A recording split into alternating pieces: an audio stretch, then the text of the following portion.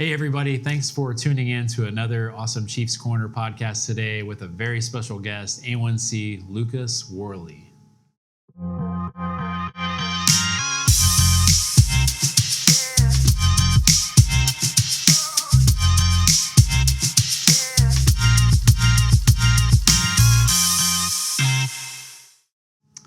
All right, Airman Worley, thanks for being here today. Yes, sir, thanks for doing this. Thank you for having me. No, thank you. So, first and foremost, before we, jump too far into it, I got to say, you're having a heck of a year this year. A heck of a year. Yes, sir. So a couple weeks ago, we got the great news that you were selected for Senior Airman Below the Zone. Yes, sir. Congratulations. Thanks, sir. That's awesome. Definitely well-deserved. You work in our CCEA, so it's the executive actions, all the administration that goes on through the wing. You're like the MPF of the entire 67 Cyberspace Wing. You're a 3F5, an admin expert that does so much and takes care of so many things. And because of that, you're selected for Below the Zone. Yes, sir. Pretty awesome. Did you call your family? Did you share the good news? I did call my family, called them right as I found out, and then just told everybody, and they did not know what it was, so I just told them I'm pinning on a rank 6 months early, and then they all started cheering. So. 6 months ahead of all your peers, Yep. which is pretty cool. Yeah. And then a couple more weeks go by, and you get some really good news that you're accepted by the Air Force Academy to be a cadet. Yes, sir. Yeah. This is incredibly awesome. Congratulations. Well, thank you, sir. Wow. Appreciate that. Huge. So we're going to talk about the Air Force Academy, you being accepted, which is phenomenal. But also, just the great things that you do in our United States Air Force. But before we do, I would love to hear your why. Why did you decide to join the United States Air Force? Yes, sir. So I went to college for a year after high school, and my entire family has been military prior to me. I was the oddball that kind of just did not go to the military instantly after high school. So it was a little pressure from that in a sense. But after that first year of college, I just kind of wanted to do more with my life while I was young and physically able and mentally able. So I figured I'd enlist in the Air Force and then go from there and see if I want to stay in and retire or get out in 4 years and go back to college or what. So, yes, Awesome. sir. Well, I think, thankfully, this is a great decision because you excelled, like we've talked about. You're being recognized for it.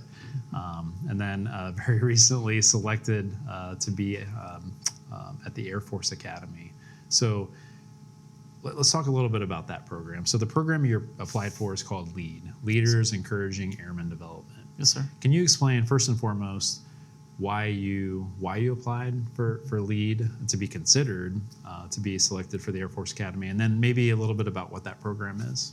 Yep. So I found out about the LEAD program in October of 24, and I found out through one of my senior NCOs that just mentioned, because they heard I was wanting to commission through some sort of program the Air Force offers, and they just mentioned the LEAD programs. They knew I was younger, and once I heard about it, kind of did some of my own research on it, looked at the package requirements, things of that nature, and then had about 2 months to complete the entire package and relearn all my high school math and English and all that fun stuff to retake my SAT. And then once I went from there, got my package finished on December 31st, then finalized everything officially middle of January of 25, and then sat in the waiting for a while. Yeah, the waiting is the hardest part.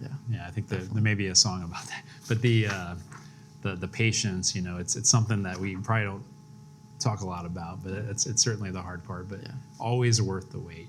Always worth the wait. I remember while we were waiting, for you to get everything you needed to get to be able to apply for this program. I had the pleasure of interviewing with you, and it was fun to kind of meet you. And anytime I get a chance to connect with an exceptional enlisted teammate who has aspirations to become an officer, it's just a great honor to meet those future officers, but also just make sure this is something that is a great fit for you. And it certainly was clear to me that not only is it a great fit for you, but when you're selected someday. And we didn't know then how the LEAD program was gonna turn out. But I knew without a doubt you're gonna be an officer at some point in our Air Force's future. Do you remember I asked you a trick question that day? I asked you, I said, tell me about your wife and kids. Yeah, okay. Yeah, Yes. which was a Yes, trick sir. question because, That is. lead and, the Air Force Academy, Oh, yeah. for those who apply in the future, you have to be single. And do you remember the age requirement? So that was another piece of my application this is my only time to apply. So there's the prep school of the academy, and then there's their direct entry into the academy. Right. So the prep school, I believe you can be no older than 22, Right. or you can be 21 at your oldest, but if you hit the 22-year mark by the time you start the prep school, then you're not allowed in. Right. So if you go in prep school, you have to be 21 and 11 months at the latest. Yeah. And if you go direct entry, you have to be 22 years old and 11 months. Yeah. So awesome. Yeah. Being single, being young, it's a program that is exceptionally special to target the perfect population of our airmen that are serving in the Air Force right now to be considered. But it's also exceptionally low acceptance rate. So I just have a few stats that I want to share with you on this program, because we probably have people who are listening who hopefully will be able to apply next year and coming years. But so you competed against 1,100 other high school applicants and fellow active duty airmen who also applied for the LEAD program for a direct entry spot into the United States Air Force Academy. So this acceptance rate lies somewhere around 13%. So pretty low, pretty low. Highly selective process. But each applicant has to have an average GPA of 3.86 or higher. So really, really high GPA, really high GPA. The also expectation is you have a very high ACT and SAT score, which you mentioned was one of the things that you wanted to take the chance to, prepare yourself to apply. So you actually retook the ACT. Took it 2 times. 2 times. Awesome. But all that kind of culminates in what led to your success, the phenomenal success to be an active duty direct entry appointment.